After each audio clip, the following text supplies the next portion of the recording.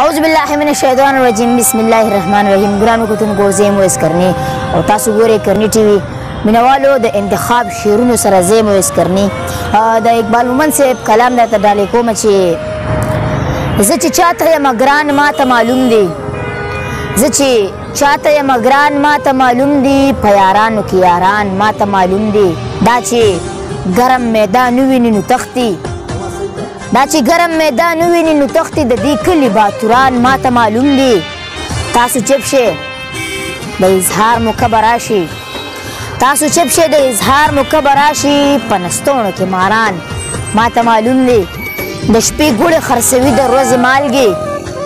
د شپې ګوړې خرڅوي د ورځې مالګې داسې ډېر دوکانداران ماته معلوم دي چې په خلکو تشدد زغملی نشي چې په خلکو تشدد زغملی نشي د دې خورې غداران ماته معلوم دي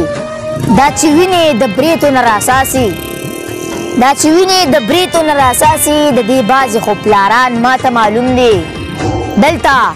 هر سړی رباب ټنګوي ناست دی دلته هر سړی رباب ټنګوي ناست دی خو اقباله فنکاران ماته معلوم دي د اتل افغان صاحب څو شعرونه چې ماته جنت کې دوزخي سړي کیسه کوله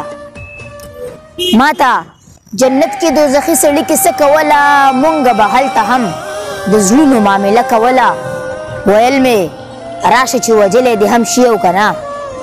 ویل مې راشه چې وجلی دې هم شي او که نه ما په مرګي باندې څه داسې تجربه کوله اوس مو بچی نشو کې غرق دي تماشې مو کوي اوس مو بچی نشو کې غرق دي تماشې مون کوي مونږ چې نشه کوله دوی مو تماشه کوله خپلې پښتو د جهل داسې خط ته وړي یو چې خپلې پښتو د جهل داسې خط ته وړي یو چې خپلې بیبي رانه په خپل کور کې پرده کوله اتله ستا مزاج اوس هم د کلیوال غوندې دی اتله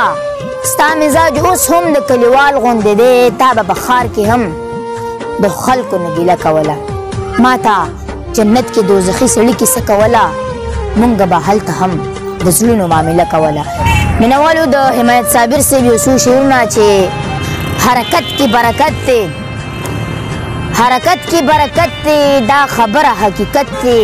انسان پاسي انسان مړ کې انسان پاسي انسان مړ کې خنو دا انسانیت دی ستا د مخو سپوږمۍ دواړو ستا د مخو سپوږمۍ دواړو څه ښایسته مشابهت دی خدای دې څوک بې هغې مکه خدای دې څوک بې هغې مکه چې خپو لاندې جنت دی چا چې غږ دامن کړی چا چې غږ دامن کړی مونږ یې کړی حمایت دی او مینوالو په آخر کې د حسین احمد صادق صاحب یو دوه شعرونه چې څه وشو که ګل پکې د ښار جامې اغوستې دي څه وشو که ګل پکې د ښار جامې اغوستې دي دلته کې سپرلي هم د انګار جامې اغوستې دي او مونږ د غمخادۍ لر یوه جوړه ساتلې ده مونږ د غمخادۍ لر یوه جوړه ساتلې ده ما ورور مې دواړو وار په وار جامې اغوستې دي ځان پسې پنسې راکاږي خپو ته یې کمیس رسي